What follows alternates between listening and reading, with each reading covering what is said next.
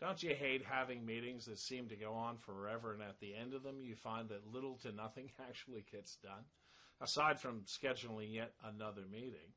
Over the years, I basically eliminated most of my staff meetings to just one a month and saved everyone a lot of time and energy, and quickly found challenges the team needed fixed before they became big problems by practicing MBWA.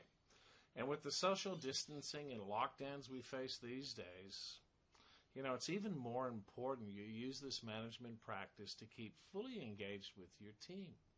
Hi, I'm Mark Carrier, and at the end of today's video, you'll learn why you need to make MBWA a priority in your weekly schedule, whether you and your team are working from home or not. You may have heard of the term MBWA from management consultants Tom Peters and Robert Waterman in their best-selling book In Search of Excellence, Lessons from America's Best-Run Companies.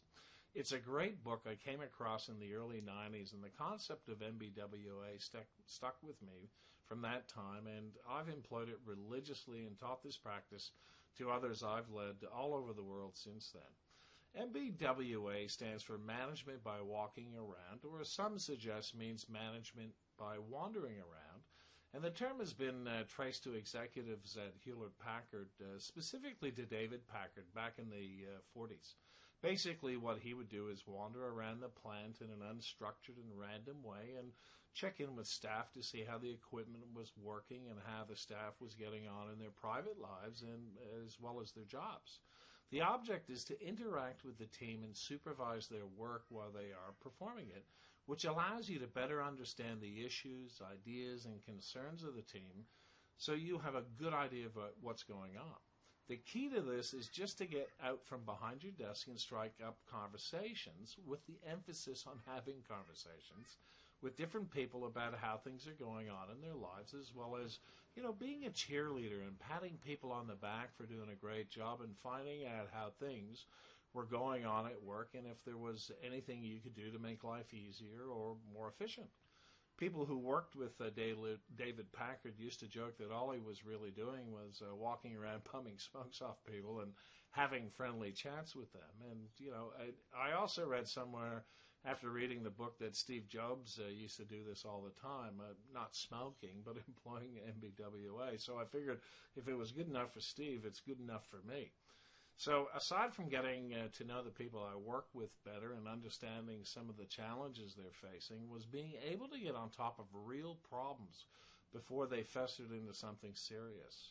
And I found by practicing MBWA, it also really cut down the number of meetings I needed with staff members that can just be a waste of, a whole lot of time. And however, one of the things you have to be careful about, though, is spending too much time doing MBWA.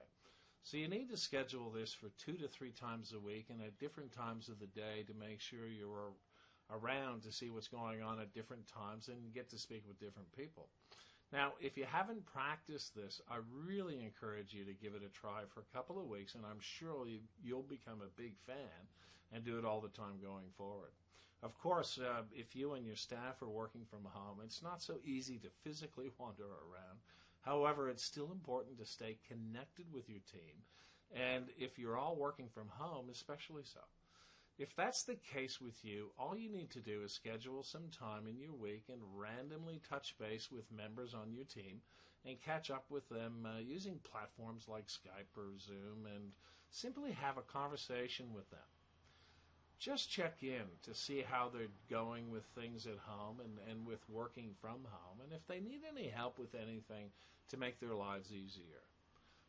As you've probably been finding out, working from home can bring a whole raft of challenges with it, and there may be some challenges you'll find out about that you can quickly fix to make your team's lives a whole lot easier.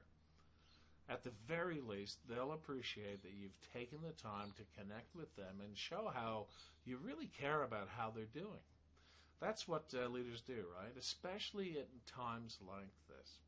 Love to hear your thoughts on practicing MBWA to be more productive and engaging with your team. So just leave them in the comment section below. And if you think this video might help some of your peers or friends, be sure to share it with them too. And if you haven't already, subscribe to my channel and hit the notification bell because I post new team leader training videos and tips every week. And then when a new video has been uploaded, you'll get notified. Thanks for watching and catch you next time.